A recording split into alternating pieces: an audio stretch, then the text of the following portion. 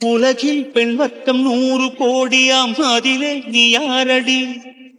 சருகாய் அன்பே நான் காத்திருக்கிறேன், எங்கே உன் காலடி? மணி சரி பார்த்து தினம் வழி பார்த்து இரு விழிகள் தேய்கிறேன்.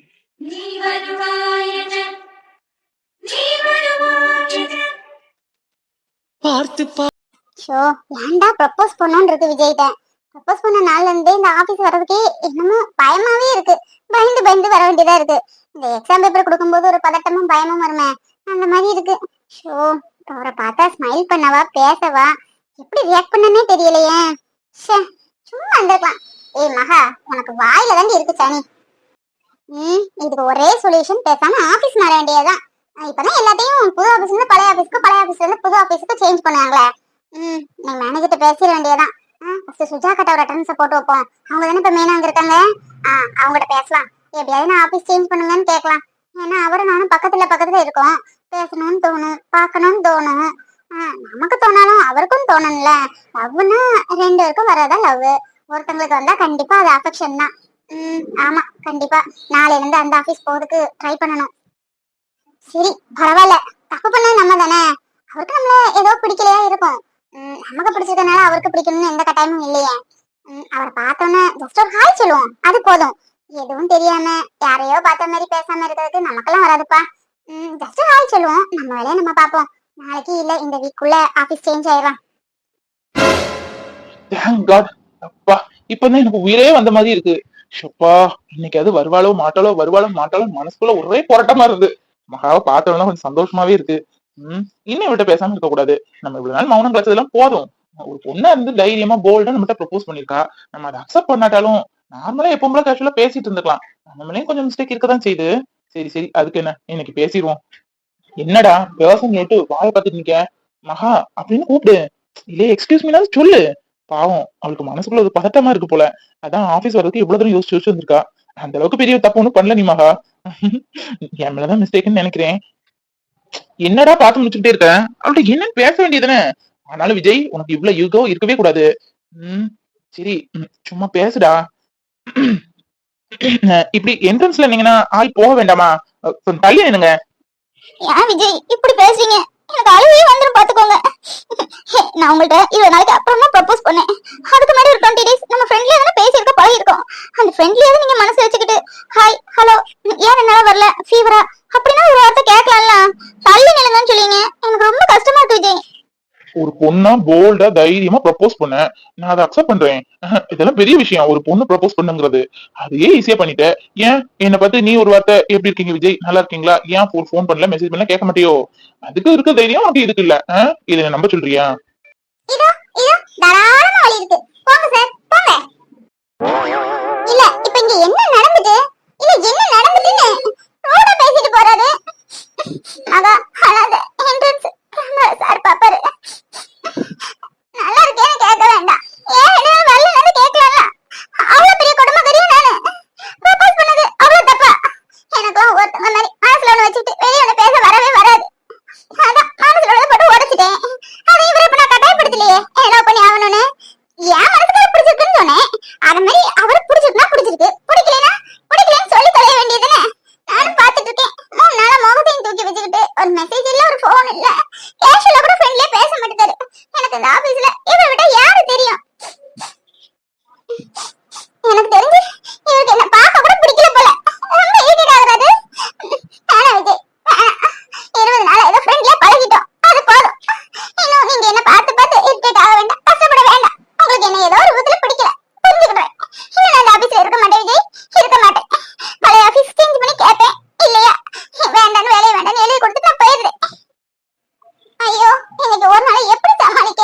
பார்த்தாலே மோசிக்கிட்டு போற மாதிரி இருக்கு. இல்ல பக்கத்துல உட்காந்து வேலை வேற பார்க்கணும். இவர் பக்கத்துல யார் உட்கார போறா? நான் வேற சிஸ்டம் மாத்தி போயிருக்க போறேன். இன்னைக்கு ஒரு நாள் தானே. ஹலோ மகாலட்சுமி, ஏன் என்னால வரல? நியூ இருக்கேன்னு பாத்தீங்களா? என்ன ஓல்ட் ஆபீஸ்ல இருந்து நியூ ஆபீஸ்ல போட்டிருக்காங்க. ஐ நித்யா. ஹாய் நித்தி, பரவாயில்லையே நான் வரலனாலும் என் நேமா தெரிஞ்சு வச்சிருக்கீங்க, பெரிய விஷயம் தான். Nice to meet you. Nice to meet you. பக்கத்துல உட்காந்துருக்கோம். ஹாய் விஜய், என்ன ஏது ப்ரப்போஸ் பண்ணன, அதுக்கு ரிப்ளை இல்லையான்னு கேட்க வாய் வருதா? ஹாய். சுஜாதா எப்படி இருக்கீங்க? நானே உங்களுக்கு ஃபோன் பண்ணணும்னு இருந்தேன். ஆமா, சைலண்ட்ல கிடந்தது. நல்லா இருக்கீங்களா? பொண்ணுக்கு பர்த்டே ஃபங்க்ஷன் எப்படி முடிஞ்சது? சாரிக்கா, எனக்கு வர முடியல. ஃப்ரெண்டோட அக்காக்கு கல்யாணம். ஃப்ரெண்டோட அக்கானா என்னோட அக்கா மாதிரிதான். ஆமா, அதனாலதான் வர முடியல. ஓ, அதனாலதான் நீ வரலையா? அப்பா, விஜய் தவிச்ச தவிப்பு இருக்கே. நீ 2 நாள் வரலன்னு சொன்ன எனக்கு போன் போட்டுட்டே இருந்தான். என் வரல, எதுக்கு வரல, கேளுங்க கேளுங்க கேளுங்க. நான் ஏன்டா உனக்கு அவளுக்கு சண்டையா, நீயே போன் பண்ணி பேச வேண்டியதானு சொன்னேன். இல்லக்கா, நான் கேட்கல, நீங்களே கேட்டு சொல்லுங்க. நானும் உனக்கு போன் பண்ணி நீ எடுக்கல. என்ன, விஜய் சொன்னாரா? ஓஹோ, அப்படியே விஷயம். ஏன் சார் நேரடியா கேட்க மாட்டாராமா? ஷோ, இந்த சுஜாதா ஏன் வாய் இருக்கதா?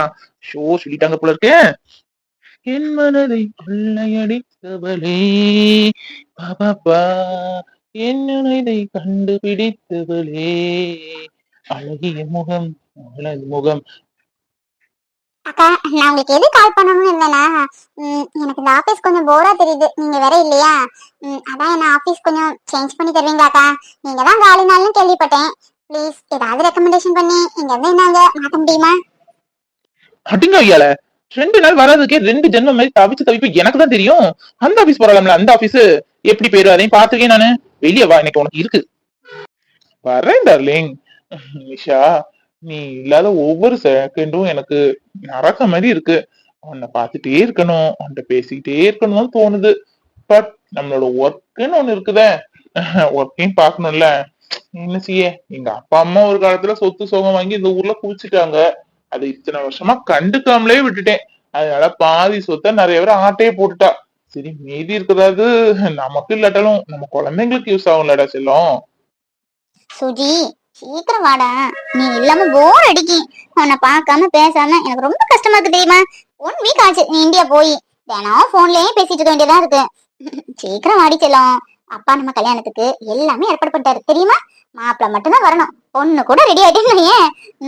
நம்ம குழந்தைங்களா என்ன இந்தியாலே போயிருக்க போறாங்க? நம்ம இங்க செட்டில்னா நம்ம குழந்தை இங்க தானடா. அப்படி இல்லடா செல்லம். எங்க அப்பாவோட சொத்தை எனக்கு கொடுத்துட்டு போயிருக்காங்க. என் சொத்தை என் பிள்ளைங்களுக்கு நான் பாதுகாப்பா பத்திரமா கொடுக்க வேண்டாமா? அதான் ஒரு சேஃப் அண்ட் செக்யூரா இது பண்ணிட்டு இருக்கேன். அங்க வேலி அது இதெல்லாம் போட்டு வச்சிருக்கேன். 2-3 ஆளை வேற அப்பாயிண்ட் பண்ணிருக்கேன். அவங்க அதெல்லாம் பாத்துப்பாங்க. நான் அநேகமா ஒரு 5 டேஸ் இல்ல 4 டேஸ்க்குள்ள வந்துருவேன். Okay Suji, 25 crores. சொல்றது சரிதான். உன்னோட டேடி மம்மி லேண்ட் உனக்கும் முக்கியம் தானே? 25 crores நீ பணமா மாத்தி கொண்டு வந்தாலும் சரி, லேண்டா இருந்தாலும் ஓகே தான். நீ சொன்ன மாதிரி 1 இயர்க்கு ஒருக்க நம்ம பிக்னிக்கா நம்ம குழந்தைங்க கூட போயிட்டு வரலாமே. பத்தியா, இந்தியா கிளைமேட் எல்லாமே சூப்பரா இருக்கும். எனக்கும் பிடிக்கும் தான். இருந்தாலும் கொஞ்சம் இந்த ஊரை விட்டு வரதுக்கு கொஞ்சம் கஷ்டம். சரி, நம்ம குழந்தைன்னு பிறந்தா போய் தானே ஆகணும். சீக்கிரம் வாடா. நீ இல்லாம எனக்கு ரொம்ப கஷ்டமா இருக்கு. I miss you Suji. Okay, கூப்பிடுறேன். அங்கிள் வந்திருக்காங்க, அப்புறமா பேசலாம். Bye, take care. என்ன சுஜின், அப்புறம் ஃப்ரெண்டு தான் ஃபோன் பண்ணானா? யார்கிட்டயும் பேசிருக்கேன்னு சொன்னானே. அங்கிள், உங்கள்கிட்ட அதான் எப்படி சொல்லன்னு எனக்கு தெரியல. ஆனா எனக்கு எமர்ஜென்சி வேற. அங்கிள், சொல்றேன்னு தப்பா எடுத்துக்காதீங்க. உங்க பேர்ல உள்ள லேண்டை இப்போதைக்கு என்னால என்னோட நேம்ல மாத்த முடியாதான். ஆனா அதுக்கு மாத்தா இன்னொன்னு பண்ணலாமா? எனக்கு லோன் தானே இப்ப தேவை. அதை ஏன் நீங்க உங்க பேர்ல எடுத்து கொடுக்க கூடாது? ஜஸ்ட் 25 crores தான். நீங்க லோன் எடுத்து கொடுத்தீங்கன்னா நீங்க கட்டுறது என்ன நான் கட்டுறதெல்லாம் ஒண்ணு தானே. என்ன பேர் தான் மாத்தோம். நீங்க உங்க பேர்ல லோன் எடுத்து கொடுத்தீங்கன்னா மாசம் மாசம் நான் கட்டிடுவேன் அங்கிள். நீங்க எந்த பயமும் பயப்பட வேண்டாம். பிசினஸ்ல போட்டா என்னைக்கும் நமக்கு பணம் பெருகிட்டே தான் இருக்கும். உங்களுக்கே தெரியும்ல.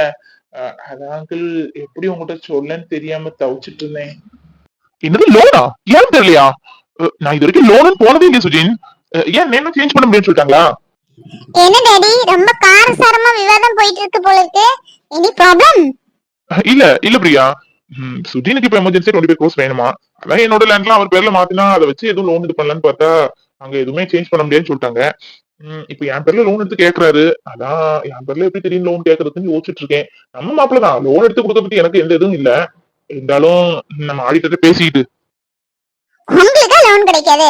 ஒரு போன் போட்டா எல்லாரும் வீட்டுக்கு வந்து அந்த லோன் தரட்டுமா? 25 crores என்ன 30 crores கூட கொடுக்கேன்னு சொல்லுவாங்க. நீங்க பிசினஸ் மேன் டாடி. உங்களோட வேல்யூ உங்களுக்கே புரிய மாட்டேங்குது. சரி சரி, நீங்க ரொம்ப யோசிச்சு டென்ஷன் ஆகாதீங்க. அப்புறமா யோசிக்கலாம். போய் சாப்பிடுங்க. மம்மி இன்னும் உங்களுக்காக சாப்பிடாம உட்காந்துருக்காங்க. போங்க. Hi Priya darling. இந்த ட்ரெஸ்ல செம்ம கியூட்டா இருக்கியே. சூப்பரா இருக்கு இந்த ட்ரெஸ். உனக்குனே பெர்ஃபெக்ட்டா தச்ச மாதிரி. எவ்வளவு Mickey mouse. Sujin, first of all sorry. நான் உன்கிட்ட இவ்வளவு நாள் நடந்துக்கிட்டது தப்பு. உன்கிட்ட ரொம்ப டென்ஷன் ஆயிருக்கேன், கோவப்பட்டிருக்கேன், கத்தி இருக்கேன். நீ அதை பொருட்படுத்தாம எப்பவும் போலயே என்ன நடந்துக்கிறியே. சாரி. இன்னைக்குதான் என் ஃப்ரெண்ட்ஸ் எல்லாம் காலேஜ்ல என்ன கொஞ்சம் கிளாஸ் எடுத்தாங்க. எனக்கு ஃப்ரெண்ட்ஸ் எல்லாம் ரொம்ப கிடையாது, 1-2 பேர் தான். அவங்கள்ட்ட உன்னை பத்தி சொன்னா உங்களுக்கே ஷாக்கு. ஒரே வீட்டுல இருக்கீங்க, கல்யாணம் பண்ண போறீங்க, ஒரு தடவை கூட வெளியே சுத்தினது இல்லையா, ரொமான்ஸ் பண்ணது இல்லையான்னு கேட்டாங்க. நான் இல்லைன்னு சொன்னா அவங்க அதெல்லாம் தப்பு, அப்பெல்லாம் இருக்க கூடாது, உன்னை கல்யாணம் பண்ண போறவரு உரிமையா உள்ளவரு, அவரு கூட ஷாப்பிங் எல்லாம் போகலாம் அப்படி இப்படின்னு சொல்லி நிறைய விஷயங்கள் எனக்கு சொல்லி கொடுத்தாங்க. அப்புறம் தான் தோணுச்சு, சே நம்ம இவர்கிட்ட கொஞ்சம் ஓவரா கோவப்பட்டோமோ அப்படின்னு. சாரி சுஜின், நம்ம வேணா இங்கே போலாமா இப்போ? பிரியா நீயா பேசுற? என் கண்ணா என்னாலே நம்ப முடியல.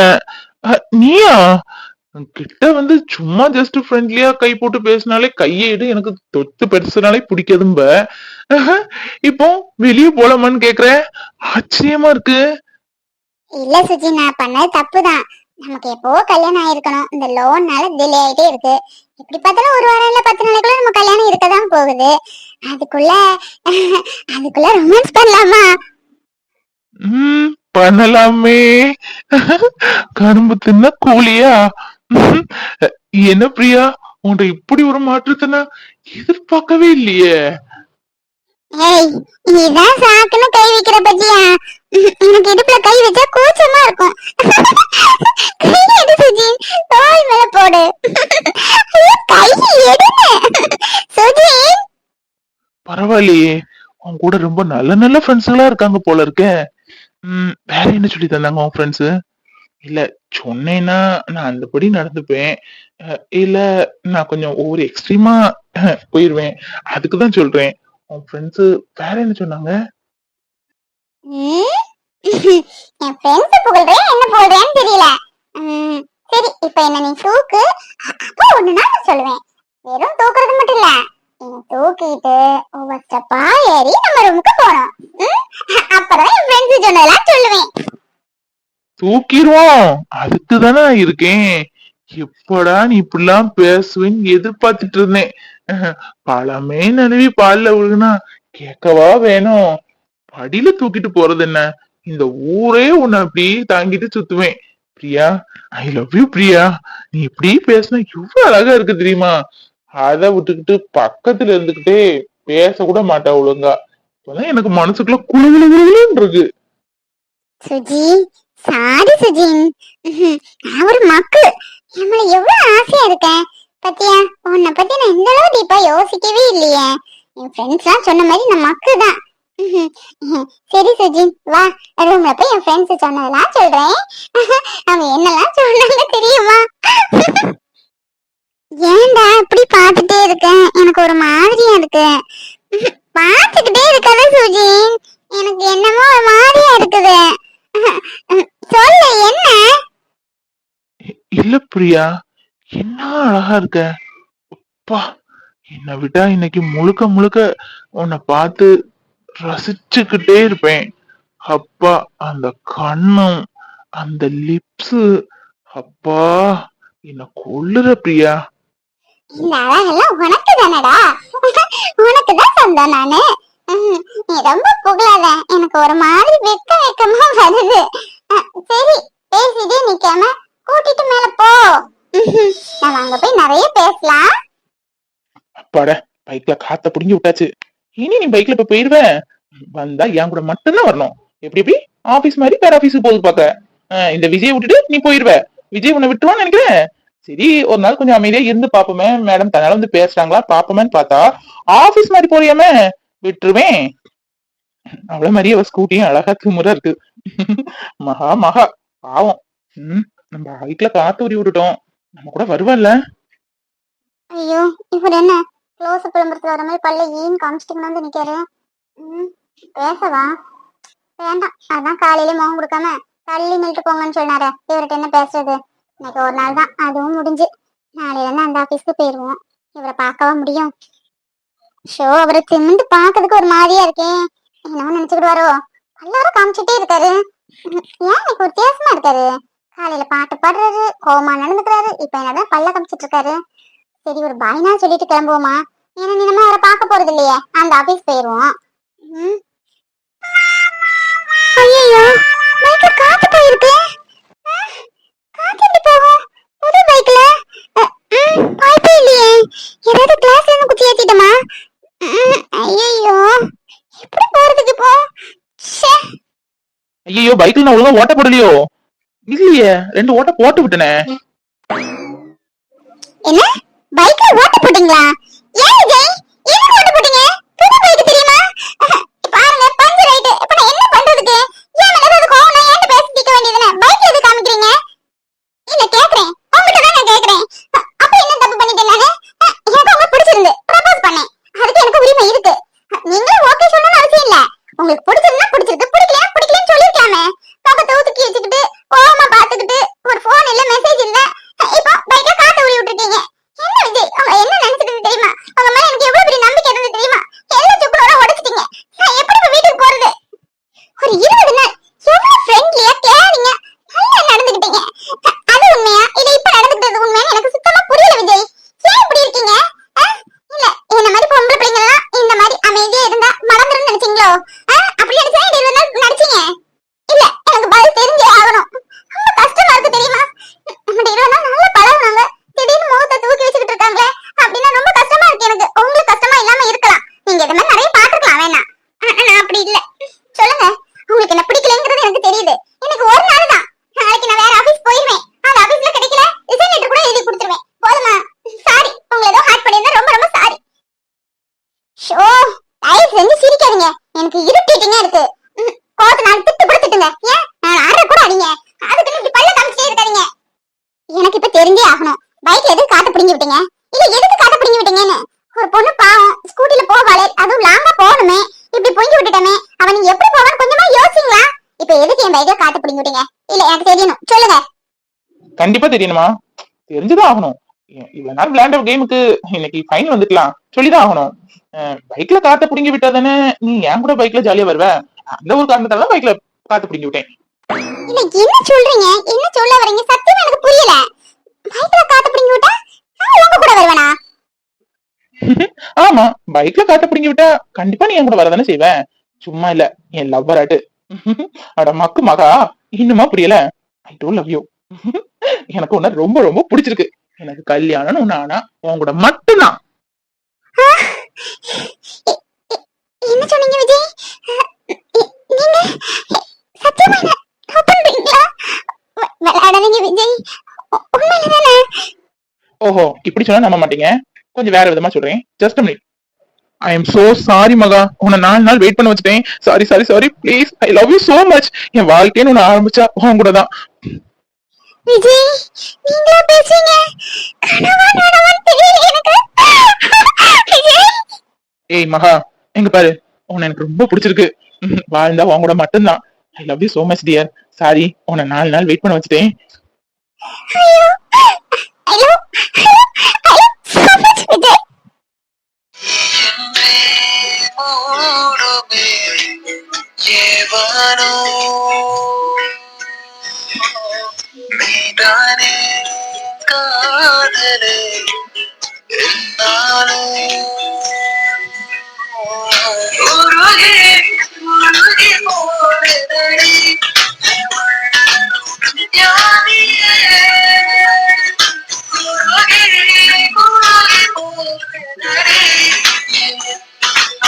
Yeah.